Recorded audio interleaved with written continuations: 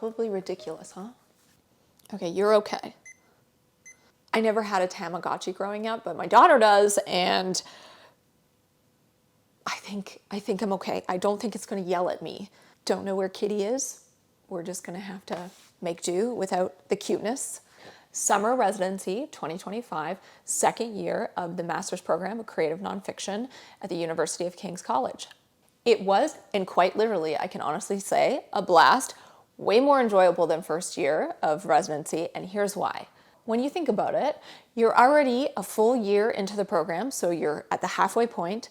You know what your project is, meaning you've pitched it already, you've had tons of time with it and practice with it, so you're very comfortable showing up, or at least I'm assuming most people are. I definitely felt more comfortable showing up and being like, here's all the work I've done on it so far, here's what I need help with, here's how I want to grow it. It's such a great opportunity for development and just taking in the joy of creation. I think in the beginning of anything, it's very much like, how do you, and also too, like, trying to summarize something out of nothing is so difficult. So give yourself grace. One reason why residency in second year is so much more enjoyable is you've done a lot of that work already.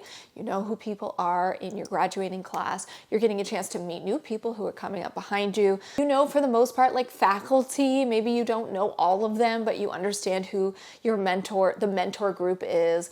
And it's nice to be back on campus with everyone.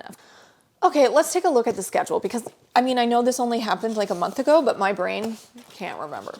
Keep in mind, this was the first year that in-person residency include both streams, fiction and nonfiction. So that means that you've got first year and second year fiction and first year and second year of nonfiction. That amount of people was wild in comparison to my first year, which was only first and second year nonfiction. I love that they do this. Summer's out, so all of the undergrads are gone, and it's just the master's programs, and so it's just a fun time to just connect. I would say this residency felt less packed.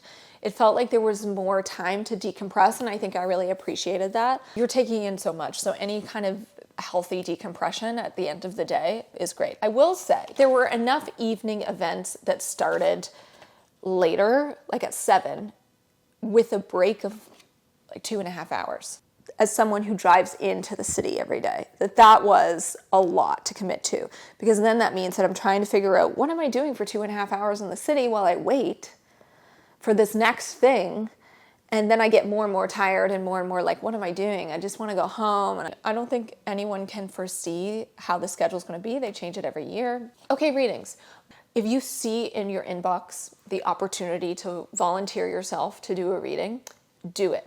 It was a great opportunity for me to share what I've been writing about, to really practice how I want to come across, and to, receive feedback. And I think it is really encouraging to hear from your peers that they really liked something, that that your work made them think or laugh. And I'm sure what I'm writing about can be both challenging and funny depending on which side of the coin that you're sitting on in the topics that I'm writing about. But at the same time, I think it's just a great opportunity to get that feedback. So if you're wondering like, I don't want to do that, do it. You're not going to regret it. Did I spend that day freaking out a little bit internally? Yeah, absolutely. Absolutely, I freaked out. But like, this is just part of it. If like the whole point is to come through this program and seek to get a book published, then no time like the present than to practice. When you have a day off, when you see a break, do the self-care.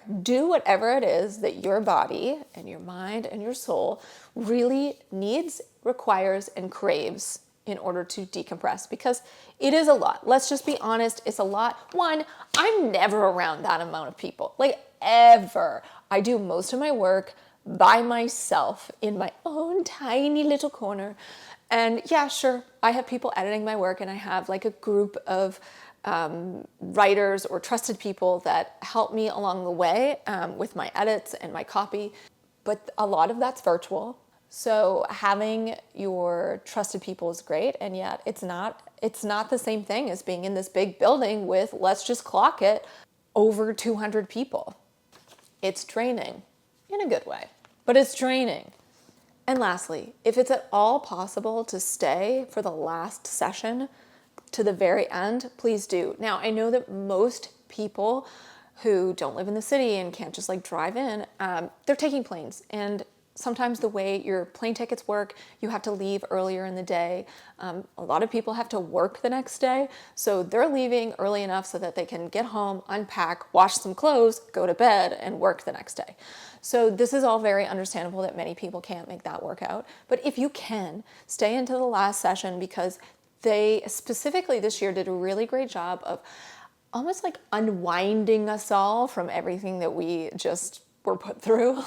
It's like we were put through so much. Second last session was a writing workshop with Cooper Lee, and that was so reflective. I'm pretty sure he put music on and the lights were turned low, and there was just a lot of quiet time to really reflect and write. There was some little chatter, but it was very calming. And then we went right from that to a Why I Write session with a writer. But Kate Gaia's, I'll put a link in this video.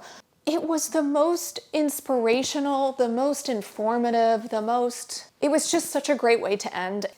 Having her do her talk and her piece and reflect on the process of writing her book and writing in general was just a great way to end. My nervous system needed that unwinding time, and it was perfection. Now onwards into the summer, I am now caught up with these reflection videos, so now when I do them, they're going to be... So have a great summer, everybody, until the summary of the autumn semester of second year. It's still alive. It is perfectly fine in its hunger. It's very happy. A happy little Tamagotchi. This is good because my daughter's at summer camp and she will literally give me a tongue lashing if I let this die. So